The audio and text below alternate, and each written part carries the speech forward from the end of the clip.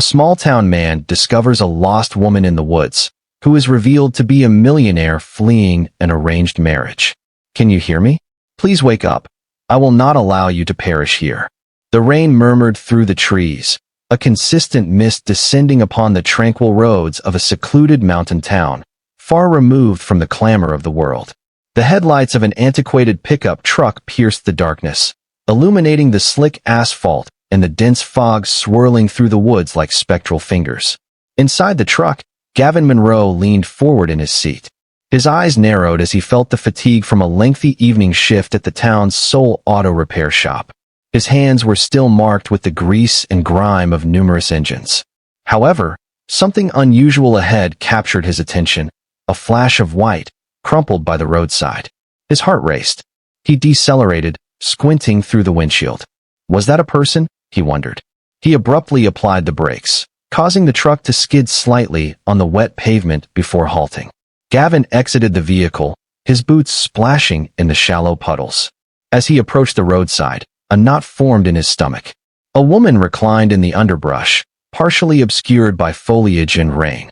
She was attired in what appeared to be a wedding gown, now tattered, drenched, and marred by mud and blood. Her bare feet were lacerated and frigid, her complexion pallid beneath the dim illumination of the truck's headlights. "Oh my God," Gavin murmured, kneeling beside her. "Hey, can you hear me? You're going to be all right. Stay with me." He delicately touched her shoulder and then assessed her pulse, which was faint. A gash on her forehead bled sluggishly down her face, and her ankle was twisted at an unnatural angle. She had endured something horrific. His instincts activated, drawing on muscle memory from his years volunteering with the town's mountain rescue team. He retrieved the emergency kit from the back of his truck, moving with precision despite the rising panic in his throat. "I've got you," he murmured as he cleaned the wound on her forehead and swiftly wrapped it. "Gauze. You are secure now, I assure you." He removed his flannel jacket and enveloped her tightly in it. Her body was frigid, quaking against the night's cold. She remained unconscious, yet a faint breath escaped her lips, shallow but consistent.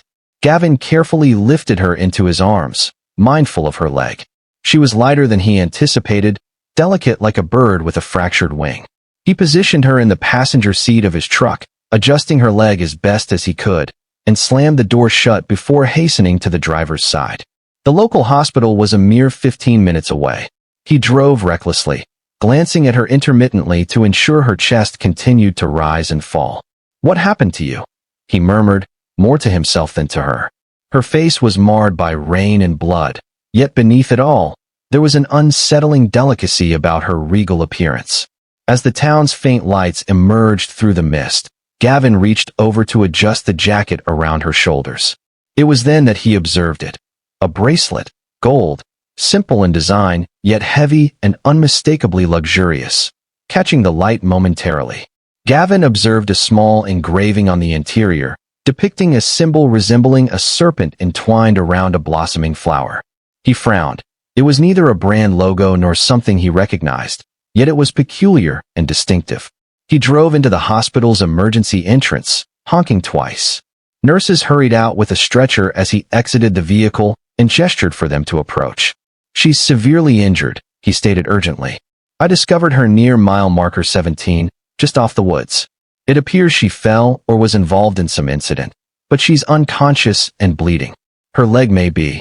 The nurses swiftly transported her with practiced care, while Gavin trailed them into the hospital but hesitated at the emergency room entrance as they wheeled her away. His chest heaved, drenched from the rain. For a moment, he stood still, the storm outside mirroring the tumultuous questions in his mind. Who was she? What was a woman in a wedding dress doing alone in the woods on such a night? What, in God's name, had she been fleeing? The fluorescent lights of the hospital flickered faintly as nurses hurried past. In the sterile halls, Gavin remained largely oblivious. He occupied a corner of the waiting area, hands tightly clasped, fixated on the door to the intensive care unit where the enigmatic woman had been taken. His jeans retained moisture from the rain, and the pervasive scent of antiseptic heightened his sense of alienation. As a mechanic, he was unaccustomed to hospitals or enigmas. Eventually, a nurse approached, clipboard in hand. "She's stable," she informed him, noting a minor concussion, a deep laceration on the forehead, and a dislocated ankle. But she's fortunate. Really fortunate. Gavin rose. Did she say anything? Do you know who she is? The nurse shook her head. No ID, no phone, no purse, and no memory. She woke up, briefly panicked, muttered a few words. We couldn't really make sense of what kind of words. The nurse glanced at her notes. Car chase. Wedding cliff. It did not make much sense. She fell unconscious again. Soon after, a cold shiver ran down Gavin's spine. He had known something was wrong, but this confirmed it. This woman had been running from something or someone. Later that day, the police came. A young officer interviewed Gavin and took statements from the hospital staff. Indicated that after processing her fingerprint through their system and consulting missing persons databases, the officer returned with a perplexed demeanor. There is nothing, he stated. No match for her prints, and there are no reports of any bride missing, at least not at this time. She could be from out of state or may never have been reported missing. She must be someone, Gavin asserted. Someone must be searching for her. The officer shrugged. Perhaps we will continue our investigation, but to be candid, we are currently stretched thin this week. If you are willing to monitor her, we would be grateful for your understanding. The social worker is currently overwhelmed, and she is neither a minor nor a threat to herself or others, at least for the time being. This was not how Gavin had envisioned his week unfolding. However, upon entering the hospital room and observing her once more, pale against the white sheets with that enigmatic gold bracelet still adorning her wrist, he realized he could not simply depart. When she regained consciousness that evening, her eyes gradually fluttered open. They were a profound, penetrating gray. She regarded him with confusion and trepidation. Hey, he said softly, approaching the bed. You are safe. My name is Gavin. I discovered you on the roadside last night. Do you recall anything? She glanced at him, attempting to rise, but grimacing at the pain in her ankle. She surveyed her surroundings, her lips parting as if seeking something intangible. I do not know, she murmured. I do not know my identity. That's acceptable, Gavin remarked as he seized a chair. Do not exert yourself, simply rest. She shut her eyes and softly uttered, a car was pursuing me. There was a wedding, then a cliff. I believe I fell. You were adorned in a wedding dress, Gavin affirmed, observing her intently. Her hands instinctively grazed her chest and arms, as if to reacquaint herself with the fabric, now supplanted by a hospital gown. She frowned, perplexed.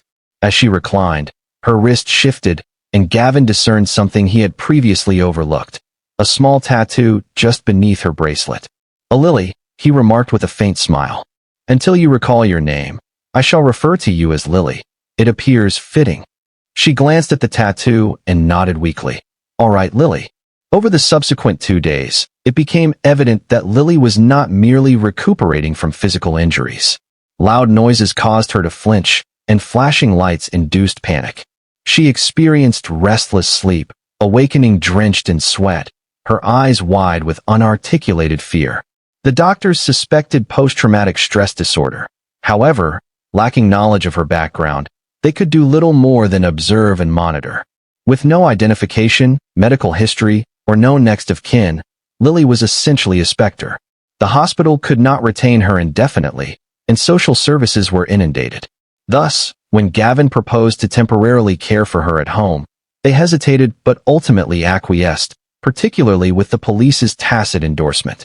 Gavin's residence was modest, situated just beyond the town's outskirts, enveloped by pine trees and fields. It was tranquil, unpretentious, and secure. He provided Lily with his guest room, elevated her ankle, and prepared uncomplicated meals for her. Gradually, she commenced to articulate more, albeit never regarding her past, only expressing how peculiar and alien everything appeared. Then arrived the third night. It was past midnight when Gavin was abruptly awakened by a scream, not merely a terrified cry, but a visceral, primal scream of fear and anguish. He sprinted down the corridor and flung open Lily's door. She was convulsing in bed, ensnared in sheets, her hands clawing at the air. No, stop. I won't marry him. Let me go? You promised, Lily exclaimed. Gavin hastened to her side, grasping her shoulders. It's a dream. You're safe. Wake up. Her eyes snapped open. Tears cascaded down her cheeks as she surveyed her surroundings, gasping for breath. He said I had to marry him, she whispered, because my family owed them. I did not wish to comply. I attempted to flee, but he apprehended me and forcibly ushered me into a car. I believe I leaped from it. Gavin swallowed hard. You're recalling it, he stated. She nodded slowly, her complexion as pale as a sheet. I remember his expression, devoid of warmth, as if my existence held no significance to him. He declared, you will marry him. Your family owes us. You have no choice. Gavin remained silent beside her for an extended period before gently placing his hand over hers. You have a choice now, Lily. I am unaware of his identity or your past, but here you are safe. For the first time, she did not appear to desire escape. Recovery progressed slowly yet steadily. The swelling in Lily's ankle diminished, and the bruises on her arms transitioned from deep purple to faint yellow remnants. Each day, she became stronger, both physically and emotionally. Nevertheless, she navigated Gavin's house like a specter in borrowed flesh, polite, quiet, always observing, always contemplating. Her memory persisted as an enigma, with numerous fragments still absent. Occasionally, however, a piece would align. It commenced with dreams. One morning during breakfast, Lily absent-mindedly stirred her tea, her gaze distant. I perceived something, she whispered. Last night in my slumber. Gavin glanced up from the eggs he was preparing. What did you perceive? A vast room, adorned like a ballroom, yet I was not dancing, I was confined within it. The windows were elevated, the doors substantial, and I was clad in a wedding dress. She massaged her temples, her voice trembling. A woman, older and elegant yet aloof, was present. She repeatedly asserted that the speaker was being foolish and needed to proceed. Gavin placed the spatula down and took a seat opposite her. Did you know her? He inquired. I believe she is my mother, she replied. Gavin then handed her a small leather-bound notebook, which he had urged her to use for documenting all her recollections, names, images, emotions, anything at all. Together, they had commenced unraveling the enigma, akin to a gradually unfolding mystery. She was angry, Lily murmured as she inscribed her thoughts. Memory, yet devoid of fear. She was not attempting to safeguard me, merely to dominate me. In the subsequent days, additional fragments emerged. A silver comb meticulously positioned on a vanity, the coldness of satin gloves stretched taut over trembling hands, and a man's voice on the phone, remote and authoritative. Lily would abruptly halt mid-sentence, her gaze becoming vacant as the memories resurfaced. Then, she would regain her composure, exasperated by the obscurity. Gavin exhibited patience. He occupied himself during the day with his repair shop, but consistently allocated time to listen. At night, they sat on the porch. Amidst the gentle hum of crickets, the warm air enveloped them like a cocoon. One Saturday morning, they ventured into town, where the quaint downtown strip thrived with locals. A flea market was underway in the square, and Gavin proposed they enjoy the fresh air and browse. Lily, initially hesitant, acquiesced, donning a scarf and sunglasses. Despite the overcast sky, they meandered through an array of antiquated books, dusty tools, and hand-knit scarves. Gavin paused to converse with a familiar vendor while Lily meandered toward the far end of the lot. She halted before a dilapidated pickup truck, parked behind a stall with its hood raised for exhibition as part of a vintage automobile collection. The side door displayed a weathered sticker, once sophisticated, now eroded by time. A black serpent entwined around a solitary white flower. Lily froze, her eyes widening as her breath became constricted. A torrent of memories surged within her mind. A distinct vehicle, a polished black luxury car racing through the woods, trees blurring past, headlights piercing the darkness. That same emblem adorned the dashboard. She found herself inside, hands bound, her mouth parched. In a state of terror, she had screamed, kicked, and pleaded. The man in the front seat remained unperturbed. I told you, he stated without turning. You cannot escape this. You are his now. No, Lily cried, stumbling away from the truck, her knees giving way. Gavin, alerted by her scream, rushed toward her. She lay on the ground, trembling, her eyes wide with fear. He knelt beside her, gripping her arms. Lily, what happened? Speak to me. He got me, she gasped. He found me. He locked me in that car. I was in the woods. He was taking me somewhere I didn't. I resisted and screamed, yet he persisted. Consequently, I leaped from the moving vehicle, opening the door as I did so. Gavin's face turned pale. I recall the trees, the sound of wheels on gravel, and then the fall. I must have struck the rocks. That is how I arrived at the location where you discovered me. Gavin assisted her to her feet, one hand protectively around her back. She clung to him, tears cascading down her face. That was no accident, he stated deliberately. You were being held against your will. Lily trembled as she nodded, stating, I was meant to marry, but not out of desire. It was imposed upon me due to my family's need for resources, power, or something else. I merely recognized that I was a pawn on a chessboard, not an individual. Gavin fixated on the old logo of the truck, his thoughts swirling. Until now, he had presumed she was merely a victim of circumstance, unfortunate timing. However, the reality was becoming increasingly evident. She was not merely a lost girl in a wedding dress. She was significant, someone whom others were willing to pursue, ensnare, and silence, and they had succeeded. He did not cease his search. He turned to her, his voice unwavering despite the turmoil within him. Lily, whoever perpetrated this against you will seek you out again. However, you are no longer alone. We will resolve this, I assure you. The sun was just rising as Gavin sat at the kitchen table, coffee in one hand and laptop open before him. Lily Amelia was finally asleep, recuperating after the traumatic flashback that had profoundly affected her. Yet, Gavin had not slept. Something had shifted. This was no longer merely about assisting a stranger. He needed to uncover her identity. He was perplexed by what she had fled from. He commenced an online search for missing brides and wedding disappearances, yielding no fruitful results. Subsequently, he recalled the serpent and flower logo and entered serpent flower logo family crest into the search bar. This proved to be a pivotal moment. An image materialized from a gala in New York, featuring a marble wall adorned with the same crest amidst a gathering of influential individuals at the Richmond Holdings annual gala. His heart raced. He delved deeper, discovering a headline. Aries Amelia Richmond vanishes hours before $12 million wedding. The accompanying photo depicted a poised young woman donned in a designer gown, her hair immaculate, her smile contrived, yet her eyes, those were Lily's eyes, haunted and distant. The article identified her as the daughter of Charles and Eleanor Richmond, engaged to Henry Vail, CEO of Vail Enterprises. The union was intended to consolidate wealth and rectify losses from unsuccessful overseas investments. However, Amelia had vanished the night preceding the wedding. Gavin sat back, astonished. All this time, Lily had been at the epicenter of an unforeseen tempest. He printed the article and placed it into their notebook. When she awoke, later that day, Amelia joined him outside, donning one of his old flannel shirts. Her ankle was healing, and she appeared stronger and inquisitive. You look like you didn't sleep, she remarked as she settled beside him. I didn't, Gavin responded, handing her the article. She read it in silence, and when she reached the photo, her fingers trembled. Her voice was soft yet resolute. That's me. Gavin nodded. You're Amelia Richmond. Your family is quite affluent. It seems they were compelling you to marry Henry Vail, a man of dubious reputation. Reputation.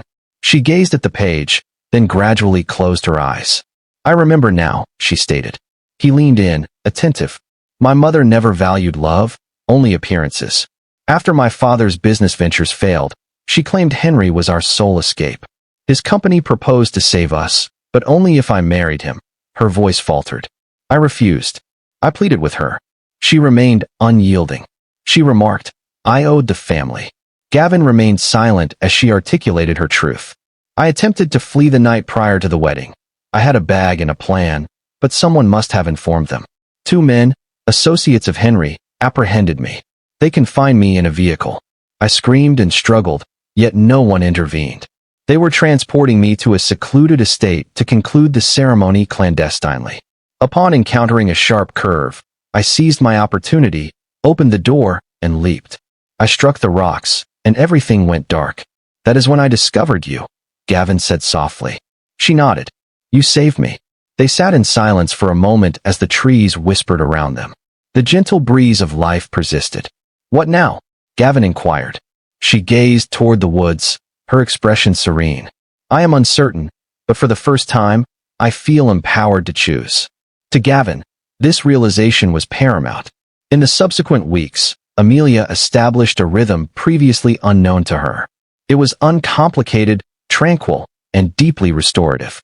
The subtle creak of the porch swing in the morning, the sunlight streaming through the surrounding pine trees of Gavin's cabin, the aroma of brewing coffee, and the distant calls of birds in the woods created an atmosphere where time appeared to. She slowed down and, for the first time in her life, experienced the freedom to breathe. Gavin possessed a gentle presence, neither overwhelming her with inquiries nor treating her as delicate. He assigned her manageable tasks, consistently and steadily. One morning, he instructed her on kneading dough for biscuits, guiding her hands until flour dusted her fingertips. On another afternoon, he demonstrated how to change the oil in his truck, eliciting laughter as grease marked her cheek. I never anticipated engaging in this, she remarked. As she examined her hands, now rougher than she had ever anticipated, she remarked, "What, baking or repairing a carburetor?" Gavin jested, to which she responded, her voice scarcely above a whisper, "Living?" That evening, while seated on the porch observing fireflies flit through the tall grass, Amelia began to weep. Not the loud, frantic sobs of someone in distress, but quiet tears cascading down her cheeks as her heart finally unburdened itself. "I do not know what kind of life I had previously," she confessed, "but I know I was never this liberated, never this authentic." Gavin turned to her. His voice was gentle. "You are entitled to feel secure. You have the right to be whoever you choose, rather than who others have predetermined for you." Their gazes intertwined in the stillness of twilight, and although no further words were exchanged, a subtle transformation occurred between them, unvoiced, delicate, and genuine. However, tranquility is seldom enduring. It commenced with minor occurrences: a vehicle lingering at the gas station for an excessive duration, a man in sunglasses perusing the shelves of the general store without making a purchase. Initially, Gavin dismissed it. Tourists frequently traversed the area: hikers, hunters, photographers. Yet something. Gavin felt uneasy about the man he observed again outside the post office, feigning interest in a flyer while frequently surveying the street. His attire appeared excessively pristine, and his boots were too immaculate for an individual purporting to be backpacking. Later that evening, Gavin spotted the same man outside the diner, seated by the window with a cup of coffee that had long since cooled. Gavin's instincts heightened. He had learned to heed his intuition, and this time it unequivocally indicated danger. He refrained from informing Amelia immediately, wishing to avoid causing her unnecessary concern unless absolutely necessary. He was certain, yet he began walking with her to the market, lingering slightly longer at her side. He kept a crowbar beneath the seat of his truck and checked the locks twice before retiring for the night. The breaking point arrived 3 days later when Amelia and Gavin visited the local hardware store to procure paint for the porch. She was genuinely laughing as she attempted to select between shades of blue. Suddenly, she halted mid-sentence, her eyes fixating on someone just outside the window. Gavin followed her gaze. It was the man, and Amelia's complexion drained of all color. "That is him," she whispered from the car, recalling her dream. "He is one of Henry's associates, a bodyguard. I remember now. He was present when they abducted me." Gavin's jaw clenched. "Remain here." He exited the vehicle, appearing nonchalant yet intent. The man had already turned and commenced walking down the street. Gavin trailed him, maintaining a safe distance while maneuvering between parked cars and storefronts. He observed as the man halted by a black SUV with tinted windows and retrieved a phone, speaking in hushed tones while glancing back toward the store. Gavin approached cautiously, ensuring he remained concealed. Gavin observed the situation and confirmed her presence, noting she was accompanied by a local individual. His stomach sank as he discreetly retreated to the store. Amelia stood by the door, her eyes wide with alarm. "They know," he stated succinctly. "They may have located you."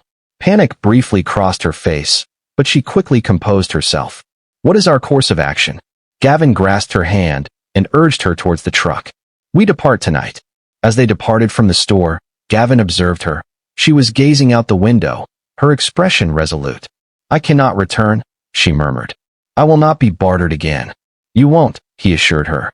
I promise you, Amelia, we will remain one step ahead. In the rearview mirror, a black SUV gradually exited the parking lot. The tension permeated the cabin, thick as an impending storm. Gavin stood by the kitchen sink, arms crossed, his eyes clouded with concern. Across the room, Amelia paced, her hands agitated. Trembling as she attempted to regulate her breath, she asserted, "We cannot remain here, Gavin." Her voice resolute yet laden with trepidation. "You witnessed him. They are approaching." "I am aware," he responded, his jaw taut. "But evading them indefinitely is not truly living, Amelia. You deserve more than to lurk in obscurity." "And what if remaining here results in them capturing me?" she retorted. "What if they seize you? I could not endure that." Gavin averted his gaze, gripping the edge of the counter. "Do you believe I wish to lose you? Do you think I have not contemplated the consequences if they discover us again?" She traversed the room. Her voice softened as she expressed, "I do not wish to flee either, but my priority is your safety. I am indifferent to the prospect of residing in the wilderness, altering my identity, or vanishing from all maps, provided you are by my side." He gazed down at her, caught in a conflict of anger and affection, fear, and something more profound. "You should not have to endure such a life. I have already experienced that," she murmured, "in a mansion filled with every luxury yet devoid of a single moment of freedom. That was not living. What we possess now is." A prolonged silence enveloped them, interrupted solely by the distant sounds. Gavin sighed, running a hand through his hair. "Okay," he stated. "We depart tonight." They packed minimally, just sufficient for their needs. Amelia took the notebook containing her memories, the flannel shirt Gavin had gifted her, and a small gold bracelet she had once attempted to forget. Gavin brought tools, flashlights, and cash from his emergency reserve. They had just begun loading the truck when they heard it. A car engine, slow and cautious. The cabin was remote, far from town. No one ventured this way unless they were well acquainted with the location. Gavin seized Amelia's arm. They exited through the back and entered the forest as rain commenced, initially gentle but intensifying with each step. The trees enveloped them, their shadows elongating with the lightning above. A door slammed behind them, and footsteps reverberated through the damp grass. "He's here," Amelia exclaimed, tripping over a root. "It's him." Gavin tightened his grip, urging her onward. "Keep moving. We can evade him in the woods." They ventured deeper into the forest, the ground slick beneath their feet, branches striking their faces and arms. Thunder rumbled above as if the sky were fracturing. The rain intensified, obscuring their vision. Suddenly, Amelia lost her footing, twisting her ankle, and cried out as she fell into the mud. Gavin knelt beside her. "Are you injured?" he inquired. She nodded, her teeth clenched in agony. "My ankle again." He did not hesitate. Without uttering a word, he lifted her into his arms, the weight reminiscent of that night weeks prior when she had been unconscious, lost, and broken. Now, however, she was awake, clutching him, not merely surviving, but choosing to fight. "Hold on," he said, his voice low. "I've got you." They navigated through the downpour, Gavin moving slowly yet steadily. The forest resonated with sound, the wind howling through the trees, the distant snap of twigs behind them indicating that someone was pursuing them. Amelia buried her face in his shoulder. "I'm sorry," she whispered. "I didn't want to slow you down." "You didn't," he asserted vehemently. "You are the reason I continue to persevere." They arrived at a ridge and took refuge beneath a rocky overhang, partially shielded from the tempest. Gavin gently set her down, examining her ankle, which was rapidly swelling. "We must proceed," she stated, trembling. "Not until you are able to walk," he replied, removing his jacket and enveloping her in it. In the distance, a voice resonated through the trees, low, calm, and professional. "Amelia, we do not wish to harm you. Return now, and this will conclude peacefully." She recoiled. Gavin leaned closer, his forehead touching hers. Resting against her, he suggested they let others believe they were close, planning to double back at dawn. Amelia nodded, her hands clutching his shirt. They remained there, drenched and hearts racing in synchrony. Despite the peril and the tempest, they clung to the sole certainty they possessed, each other. By morning, the rain had subsided, leaving the forest pristine and tranquil. Gavin carried Amelia through the final stretch of trees until a small, weathered cabin emerged from the foliage, concealed deep within the hills and enveloped by moss-covered surroundings. Stones and towering pines swayed gently in the breeze. The location belonged to a friend of Gavin, who utilized it for hunting excursions, remote, tranquil, and off the grid. Inside, the air was infused with the scent of aged cedar and dust, yet it remained dry and secure. For the moment, that sufficed. Gavin kindled a fire while Amelia rested her injured ankle, elevated on a mound of blankets. She observed him navigate the space with ease, his hands steady despite the tumult of the previous night.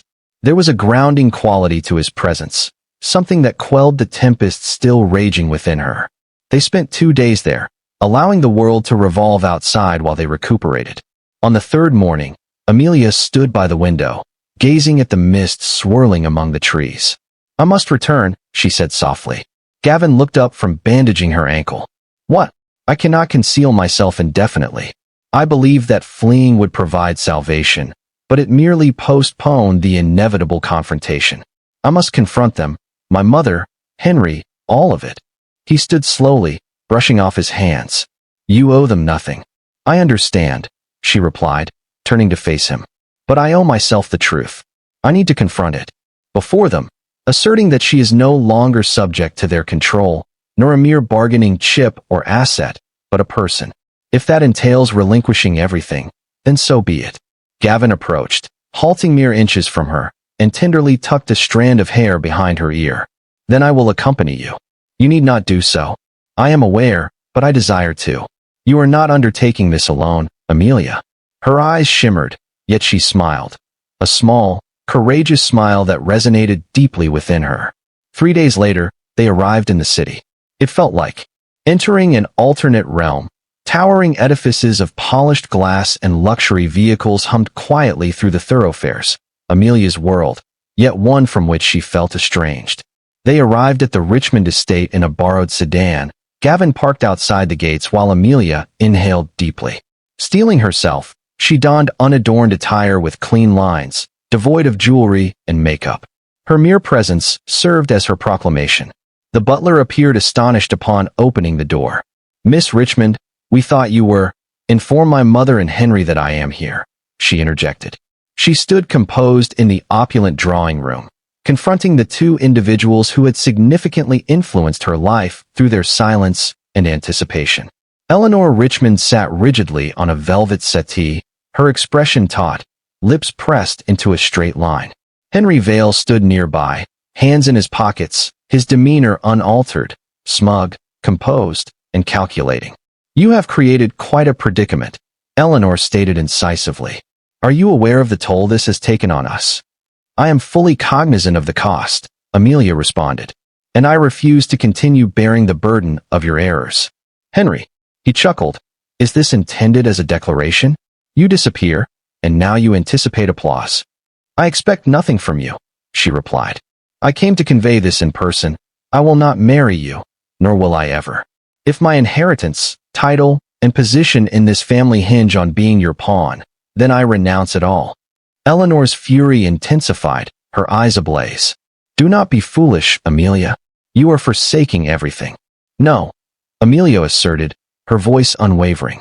"I am moving towards something, a life that is mine, unencumbered and unashamed, Henry." She stepped forward. "Do you believe that the man you eloped with can safeguard you? You will be insignificant without this family." The neglected Amelia met his gaze unwaveringly. "Then I shall be impoverished, liberated, and cherished, which is more than I ever received from either of you." A tense silence ensued. She turned and exited, her steps resolute. Outside, Gavin awaited by the car, his eyes searching hers. "Well," he inquired. She exhaled deeply. "It is over. I have left it all behind." He smiled, pride and admiration evident. "Good. Now we can commence something new." And she understood, with unequivocal assurance that her future would be her own. 1 year later, the town had established a tranquil cadence, enveloped in the brisk, golden atmosphere of early autumn. On the corner of Main Street, a quaint cafe named Lily and Oak exuded warmth and charm, with ivy entwined around the hand-painted sign above the entrance. Inside, Amelia Richmond, no longer Aries and no longer a runaway, operated behind the counter, a flower adorning her cheek and her sleeves rolled up. She moved with intent, laughing as she distributed cinnamon buns to regular patrons and called out orders to the cafe resonated with music, conversation, and a sense of authenticity. Across the street, Gavin's garage, Monroe Auto and Repair, buzzed with consistent activity. He had successfully inaugurated his dream establishment, equipped with facilities to instruct local adolescents and ample space to restore vintage engines. The townspeople backed him not for ostentation, but due to his reliability, kindness, and willingness to assist. On certain afternoons, Gavin would stroll over during lunch, grease still on his hands, simply to witness Amelia's smile. Each time she smiled, it was as if he had brought joy. The sun accompanied him. They had gradually constructed their life on tranquil mornings, diligent labor, and restoration. Amelia still experienced occasional nightmares, yet she no longer awoke in solitude. In this environment, surrounded by these individuals, she had transformed into someone she never believed she could be, recognized and cherished for her authentic self. The town welcomed her wholeheartedly. No one probed excessively. They offered her pies, exchanged gossip, and integrated her into their daily lives. She was no longer Miss Richmond. She was simply Amelia, the woman renowned for her exceptional lemon scones in the valley and for remembering your. Amelia's coffee order was memorized. The anticipated day arrived as the morning sun illuminated the hills, casting gentle light on a small clearing behind the cafe. Wildflowers encircled a wooden arch adorned with white ribbon, while simple folding chairs were arranged in rows. There were no photographers, no extravagance, only community and sincerity. Amelia appeared from a nearby cabin, donning the wedding gown she had previously escaped in. It had been cleaned and mended, now shimmering softly in the breeze, with a crown of daisies atop her head and her eyes clear and bright. Gavin stood serenely beneath the arch, attired in a modest suit, smiling as he had on the day he discovered her on the road. The ceremony was succinct yet imbued with emotion. The local pastor spoke of love founded on truth. Guests, including farmers, bakers, and teachers, dabbed at their eyes and applauded when they kissed. When it was time for the vows, Gavin grasped her hands and declared, "When I first found you, you were lost. But I believe I was as well. Somewhere along the way, you became my compass." Amelia's voice trembled with emotion. "You perceived me beyond my name and my history. With you, I transformed into someone I genuinely appreciate." There were no grand gestures or headlines, merely joy and love. As the sun descended behind the trees, Amelia leaned her head against Gavin's chest during their inaugural dance, barefoot on the grass, with fireflies illuminating their surroundings. "Do you ever long for it?" Gavin inquired softly. She smiled and kissed his jaw. Not in the slightest. In that tranquil moment, Amelia realized she had ultimately discovered what she had long sought, home. Thus, transitioning from a tempestuous night in the forest to a sun-drenched hill in a serene town, Amelia's odyssey illustrates that genuine wealth is not quantified by currency or jewels, but rather by freedom, love, and the individuals who support us during our moments of disorientation. Her narrative transcends mere escapism from an unfulfilling existence. It embodies the pursuit of authenticity. Perhaps, it serves as a poignant reminder for us all. Occasionally, the most unforeseen diversions guide us precisely to our destined locations. If this narrative resonated with you, instilled faith in second chances, or evoked the subtle strength of love and resilience, we encourage you to become part of our expanding community. Please remember to like, subscribe, and activate the notification bell to ensure you never overlook another poignant tale. Welcome to Soul-Stirring Stories, where each narrative is a voyage to the heart.